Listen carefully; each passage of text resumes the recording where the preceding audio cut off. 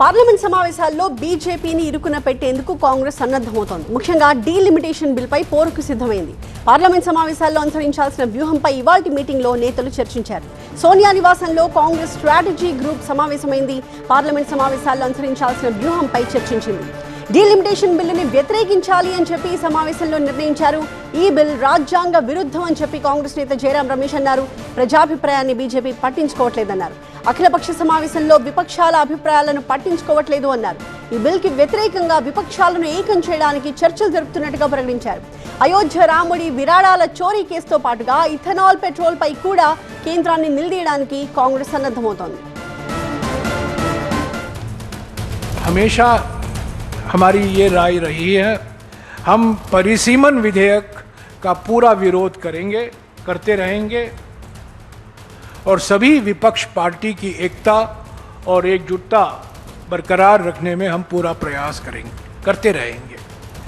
ऐसे ही ये बर्खास्त करने वाली संविधान संशोधन विधेयक का भी हम भरपूर विरोध करेंगे। इसके अलावा वन नेशन वन इलेक्शन पर एक जेपीसी का गठन हुआ है। उस जेपीसी की रिपोर्ट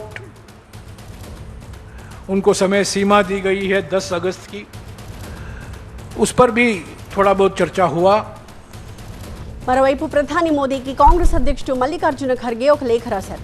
131వ రాజ్యాంగ సవరణ బిల్లుపై అఖిలపక్ష సమావేశం ఏర్పాటు చేయాలని కోరారు. నియోజకవర్గాల పునర్విభజనపై సవరించిన ప్రతిపాదనల గురించి చర్చ జరగాలి అన్నారు. అలాగే పార్లమెంట్లో డీలిమిటేషన్ బిల్లు ప్రవేశపెట్టే ముందు వివరంగా అధ్యయనం చేయడానికి కాంగ్రెస్ కి తగినంత సమయం ఇవ్వాలి అన్నారు ఖర్గే. మా ప్రతినిధి గోపితో మాట్లాడదాం. గోపి, అనేక అంశాలపై అధికార పక్షాన్ని ఇరుకున పెట్టాలని చెప్పి కాంగ్రెస్ ప్రయత్నిస్తూ ఉంది. సో స్ట్రాటజీ గ్రూప్ మీటింగ్ లో ఎలాంటి స్ట్రాటజీని వర్కౌట్ చేశారు?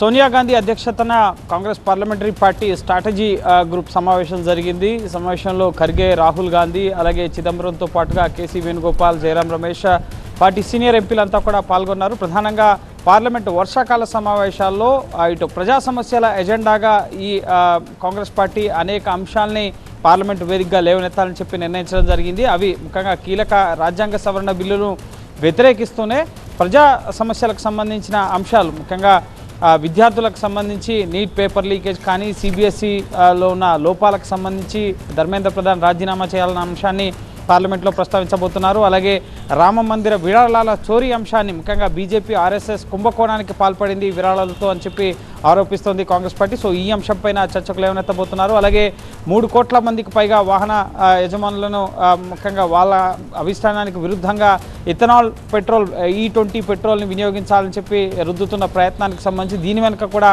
బీజేపీ నేతలు, వారి కుమారులు, వారి కుమార్తెల కుంభకోణం ఉంది అని చెప్పి కాంగ్రెస్ పార్టీ ఆరోపిస్తుంది. సో ఈ అంశాన్ని కూడా ప్రధానంగా లేవనెత్తబోతున్నారు. అలాగే ధరల పెరుగుదల, ప్రధానంగా పశ్చిమాసియా యుద్ధ పరిస్థితుల వల్ల భారతదేశంపై పడిన ప్రభావం, దానివల్ల పెరుగుతున్న నిత్యావసర వస్తువుల ధరలు, పెట్రోల్ డీజిల్ ధరలు కానీ, నిత్యావసర వస్తువుల ధరలు కానీ ఏ విధంగా పెరుగుతున్నాయి, దానివల్ల ప్రజలు ఏ విధంగా ఇబ్బందులు పడుతున్నారు, వస్తున్న ద్రవ్యోల్బణం, వీటన్నిటికి సంబంధించిన అంశాలను కూడా పార్లమెంట్లో లేవనెత్తాలని చెప్పి నిర్ణయించడం జరిగింది. అలాగే భారత విదేశాంగ విధానం, అమెరికాతో ట్రేడ్ డీల్కి సంబంధించి దానివల్ల ముఖ్యంగా భారత వ్యవసాయ రంగం పైన, ఇతర కీలక రంగాలపైన పడుతున్న ప్రభావాన్ని కూడా పార్లమెంట్ సమావేశాల్లో లేవనెత్తబోతున్నారు. అంతేకాకుండా ఎస్ఐఆర్ ప్రక్రియకు సంబంధించిన అంశాలు, ఇప్పటికే ఎస్ఐఆర్ని కాంగ్రెస్ పార్టీ విపక్షాలు వ్యతిరేకిస్తున్నాయి. కేవలం కాంగ్రెసే కాదు, విపక్షాలు ఇండీ అలయన్స్తో కలుసుకుని ఐక్యంగా ముఖ్యంగా ప్రజా సమస్యలపై పోరాడాలి, ముఖ్యంగా అధికార పక్షాన్ని నిలదీయాలి అన్న అంశాలపైన ఈరోజు నిర్ణయించడం జరిగింది కాంగ్రెస్ పార్లమెంటరీ స్ట్రాటజీ గ్రూప్లో.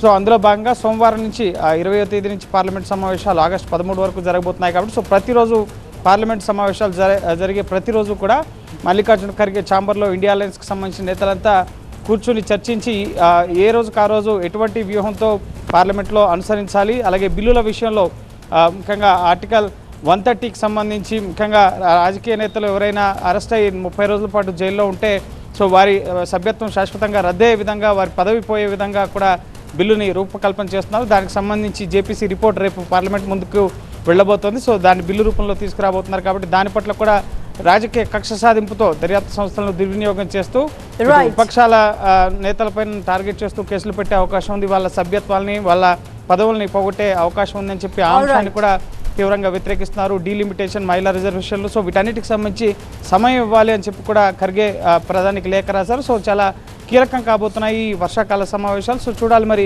ఈ విపక్షాలు లేవనెత్తే, కాంగ్రెస్ లేవనెత్తే అంశాలకు సంబంధించి అధికార పక్షం ఇటు సమాధానం ఇస్తున్న చర్చలకైతే సిద్ధంగా ఉన్నామంటున్నారు బీజేపీ అధికార పక్షం. సో చూడాలి ఏ విధంగా జరగబోతాయి ఈ సమావేశాలు అనేది. Thank you Gopi.